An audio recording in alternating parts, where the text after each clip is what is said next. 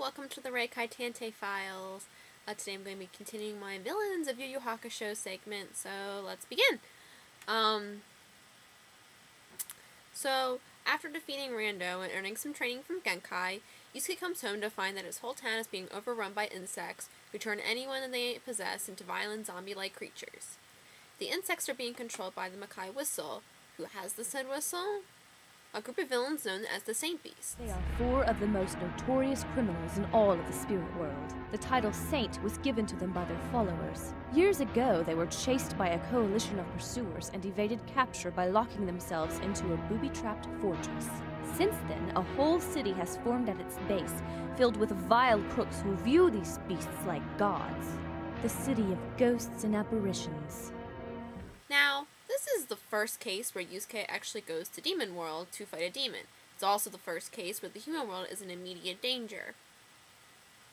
And it's also the first case where the entire Reikai Tante group assembles. So we have Yusuke, Kuwabara, Kurama, and Hiei all fighting.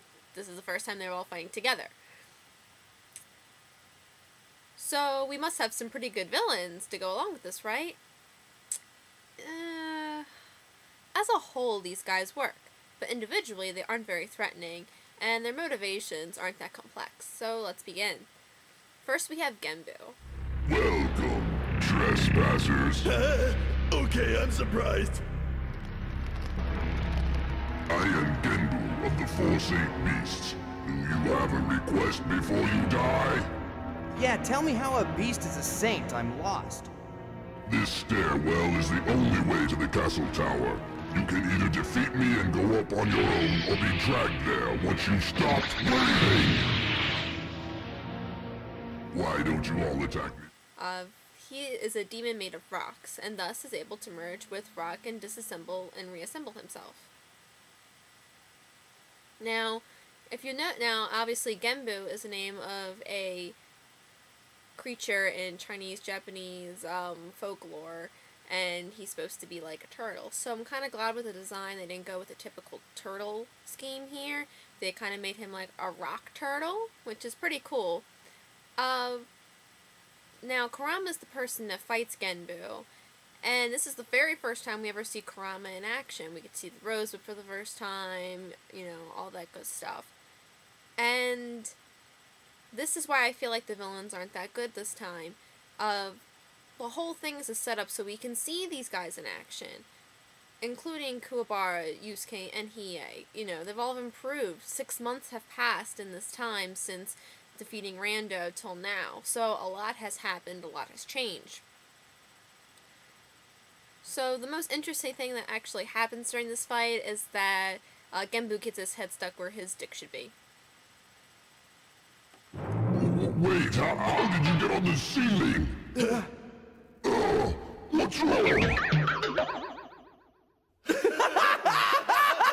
I've heard of brass balls before, but come on! Yeah, I'd like to see him use a toilet. What did you do to me? I took this.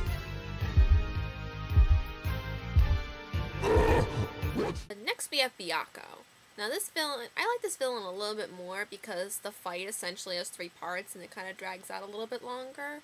Byakuo is supposed to be like a tiger, and they do pretty much make him like a giant cat looking beast. So, you know, they stick with that, but that's still good. I still kind of like, you know, he's like this primitive looking creature. It's still pretty cool looking.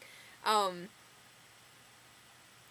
is the person that fights him. Now, the first part of the fight is where Kuwabara fights Byakuo's demon beast hair things. He takes some hairs out of his head, blows on them, and then become these little beast monsters. And I have to say that is a pretty neat trick. I've never seen any other show do that with anything else. We also get to see Kuwabara use his Reiken, or Spirit Sword, for the very first time. Now, while this is interesting, it just totally sets up how useless Kuwabara can be for fights. And I'm not saying Kuwabara is useless, but we'll get to the useless part in a moment. The second part is where Kuwabara find out that Kuwabara fights Byakuo himself, and he finds out that Byakuo can absorb his spirit energy and like kind of like devouring it, like eating it. And he defeats him by giving him all of his spirit energy, causing him to either explode or fall off the bridge. No one really knows. And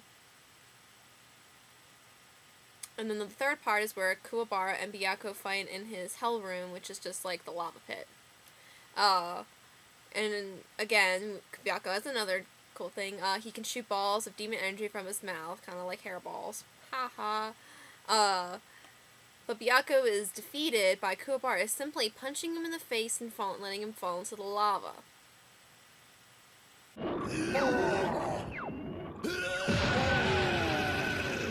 His sword.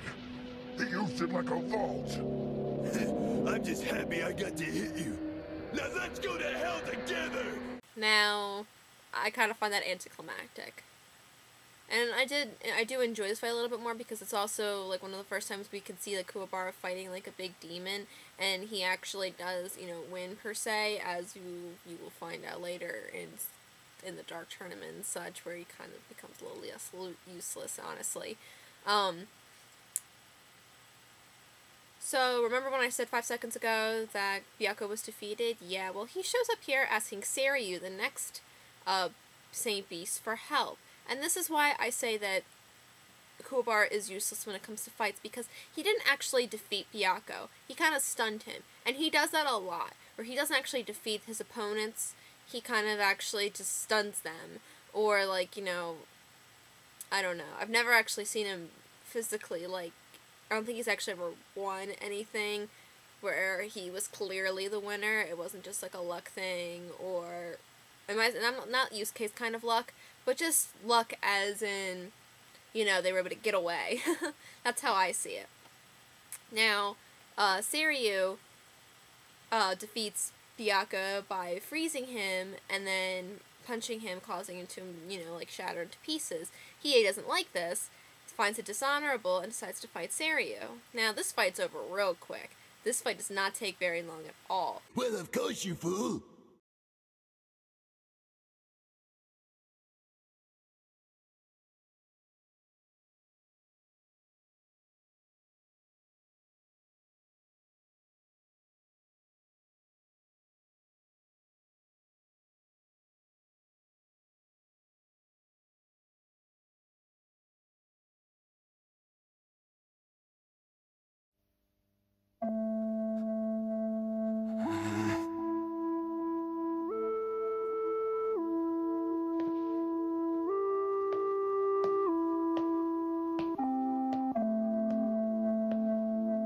Put that thing down!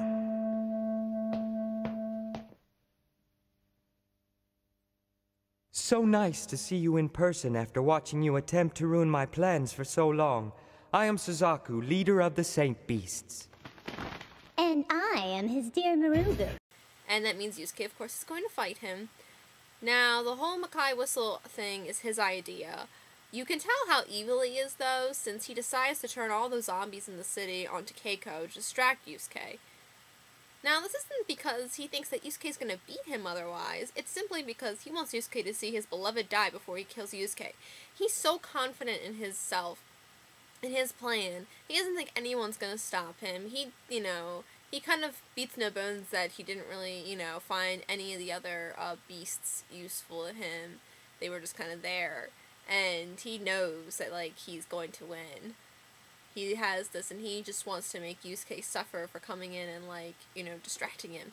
So, I think that this is, like, a really... I really kind of actually like Suzaku a little bit better. I just think this fight is just a little boring at times. That's just my personal opinion. I can't exactly say why, because I do like these episodes. I will watch them. But, I digress. So, Suzaku has two specific abilities that I think are, pretty cool. So, Suzaku is supposed to be like a phoenix, and they don't make him like a phoenix at all. They just make it so you can control lightning. Now, most people that I've seen, like most animes, when they depict Suzaku, he's almost always red, and he's almost always controlling some fire attribute. And this one, like I said, he controls lightning, which is pretty cool, and he has more of an orange, and he's more of a human form and everything. And I think that that's, a neato idea. Also that he can split himself into 7 different entities, 7 Suzakus. Now, this isn't like Sensui 7 personalities where they all exist in his brain and they have to switch in and out. Suzaku can physically split himself up. But this does have one downside. Oh no, my tentacle!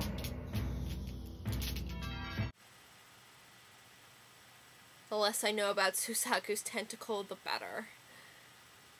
In the end, though, he realizes he could never defeat Yusuke because his feelings are his powers, so ultimately, him trying to kill Keiko caused his defeat.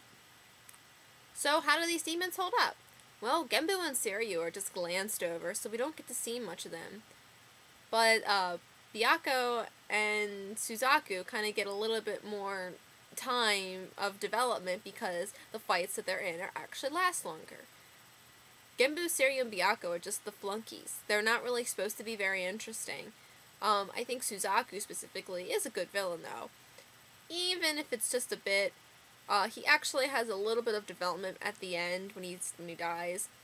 It's also the first time we don't know if Yusuke is going to make it, and he almost doesn't.